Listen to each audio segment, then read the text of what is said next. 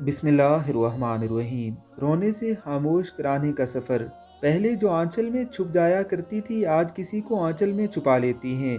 पहले जो उंगली पर गरम लगने से घर को सर पर उठाया करती थी, आज हाथ जल जाने पर भी खाना बनाया करती हैं। पहले जो छोटी छोटी बातों पर रोज आया करती थी, आज वो लाडली बड़ी बड़ी बातों को जहन में छुपाया करती हैं। पहले बाई दोस्तों से लड़ लिया करती थी, आज उनसे बात करने को भी तरस जाती हैं। माँ माँ कहकर पूरे घर में शोर करती थी, आज माँ सुन के आहिस्ता से मुस्कुराया करती हैं। 10 बजे उठने पर जल्दी उठ जाना होता था, आज 7 बजे उठने पर भी लेट हो जाया करती हैं। अपने शौक पूरे करते करते ही साल गुजर जाता था, आज खुद के लिए कपड़े लेने को तरस जाया करती हैं।